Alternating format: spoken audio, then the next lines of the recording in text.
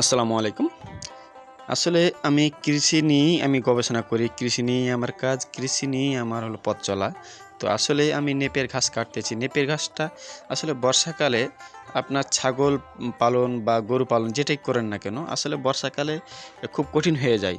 যদি নেপিয়ার ঘাস না থাকে বা চারা ঘাস না থাকে, তাহলে ছাগল পালন করা খুব কঠিন হয়ে যায়। আপনারা অবশ্যই অবগত আছেন। বিশেষ করে গ্রাম অঞ্চলের লোকগুলো তারা বুঝতে পারে কি যে আসলে এই বর্ষাকালে কি পরিমাণ কষ্ট করতে হয় যারা ছাগল পালন করে বা গবাদি পশু পালন করে। তো আসলে আমি নেপিয়ার ঘাসগুলো আমার জমিতে লাগানো আছে, সেগুলো আমি ছাগল পালন করি। বিশেষ করে এই নেপিয়ার ঘাস থাকার জন্য আমি বর্ষাকালে আমার কষ্টটা কম হয়। কারণ হচ্ছে বর্ষাকাল যখন বৃষ্টি হবে বা সৃষ্টি হবে, তখন আমি নেপিয়ার ঘাস কেটে এভাবে ছাগলকে খাওয়াই, গরুকে খাওয়াই, তার সাথে খড় কেটে খাওয়াই। এভাবেই কিন্তু আমাদের দিনকাল কাটে বা এভাবেই আমাদের পথ চলা। তো আপনারা অবশ্যই ছাগল পালন করলে অবশ্যই ২-১ কাঠা বা ২-৪ শতক জমিতে অবশ্যই নেপিয়ার ঘাস লাগাবেন। নেপিয়ার ঘাসটা সারা বছরই হয়। আপনার বিশেষ করে আপনার নেপিয়ার ঘাসের যদি যত্ন নেন, বিশেষ করে সার দেন, তাহলে বছরে ৬ থেকে ৭ বার ঘাস অনায়াসে কাটতে পারবেন। এটা কিন্তু কম্পালসারি কাটতেই পারবেন। আপনার দেখেন কি যে বর্তমানে বাংলাদেশে বাজার মূল্য খড়ের দাম কিন্তু প্রচুর।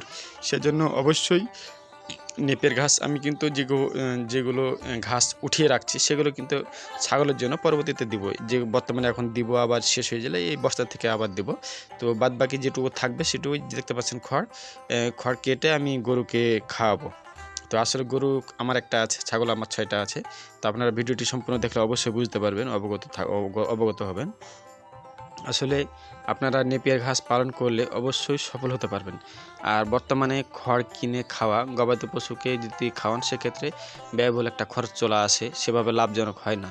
তো বিশেষ করে অবশ্যই আপনারা খড় কিনে মানে সফল হতে পারবেন না।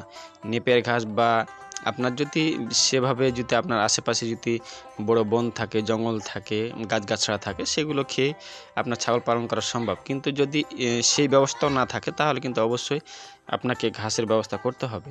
আর ঘাসের ব্যবস্থা থাকলে অনায়াসে আপনি কিন্তু আপনার কাজ চালিয়ে যেতে পারবেন, অর্থাৎ গবাদি পশু পালন করতে পারবেন। গরু বা ছাগল, ভেড়া, গাড়ল বিভিন্ন মানে একজন এক একটা খামার তৈরি করে বা তার পছন্দ বা সেভাবে স্বাবলম্বী হতে পারে সে পথ অনুযায়ী। তো আসলে আপনারা অবশ্যই দেখবেন ভিডিওগুলো। আমি কিভাবে বর্ষাকালে ছাগলের পরিচর্যা করতে হয়, কিভাবে পালন করতে হয়, আমার ভিডিওগুলোতে কিন্তু এভাবেই পেয়ে যাবেন। বিশেষ করে অবশ্যই আপনারা সঙ্গে থাকবেন। আর আপনাদের অনুপ্রেরণা, আপনারা যদি ভিডিও দেখে লাইক কমেন্ট করেন, তাহলে অবশ্যই কী ধরনের ভিডিও চাচ্ছেন, আমি সে ধরনের ভিডিও আপনাদেরকে উপহার দেব ইনশাআল্লাহ।